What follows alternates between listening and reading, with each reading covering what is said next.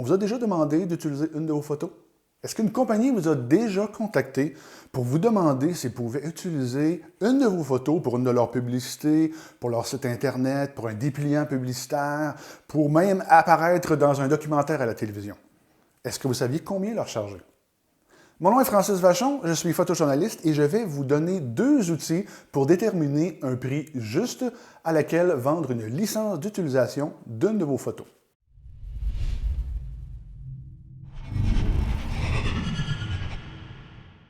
Lorsqu'on vend une photo, on ne vend pas une photo. On vend une licence d'utilisation d'une photo. Le prix de la licence dépend de l'utilisation que la personne veut en faire. Plus l'utilisation est importante, plus le prix va être important. Il y a deux outils qu'on peut utiliser pour déterminer le prix à laquelle vendre la licence d'utilisation. Et le premier dont je vais parler est la table tarifaire de la CAPIC. C'est un outil qui est entièrement gratuit. Il suffit d'aller sur le site Internet de la CAPIC, de regarder dans la colonne de gauche, de cliquer sur « Grille et contrat », d'entrer notre adresse courriel et le document PDF va nous être envoyé dans les secondes qui suivent. La manière que ça fonctionne, c'est que c'est un document PDF avec plusieurs tableaux qui correspondent à plusieurs scénarios. Par exemple, ici, nous avons la table pour les magazines grand public pour les sujets mode, beauté, portrait, décoration, cuisine.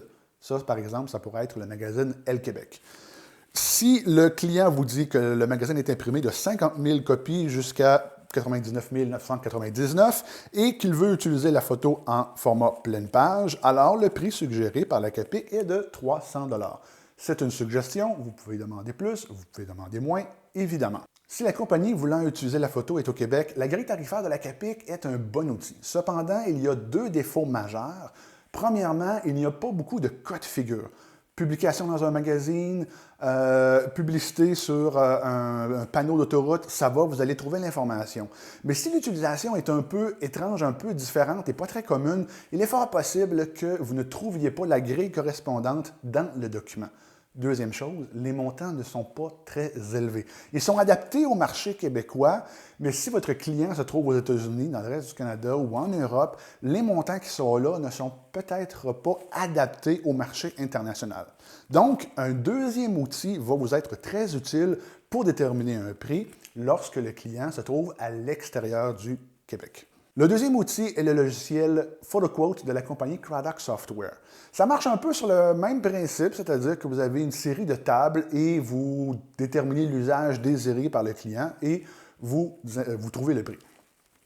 Par exemple, ici, pour une brochure que le client voudrait imprimer à moins de 1000 exemplaires et que la photo serait utilisée sur un quart de page, PhotoQuote suggère que le prix juste serait de 375 $. En fait, 375 $, ce serait un peu une moyenne puisqu'il suggère une fourchette de prix allant de 281 à 562 $.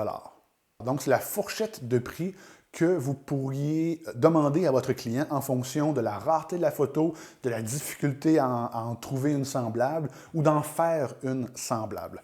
Donc, les prix sont mieux adaptés au marché international et il y a beaucoup plus de cas de figure. Cependant, c'est un logiciel qui est payant, disponible sur Mac et sur PC et il est offert à 130 $. En une utilisation, en une vente de photos, vous allez recouvrer votre investissement. Donc, n'hésitez pas à l'utiliser. Il y a d'ailleurs une version d'essai qui est tout à fait fonctionnelle. C'est juste que pas tous les cas de figure sont là. Donc, vous êtes très limité au nombre de choix que vous pouvez faire dans le logiciel.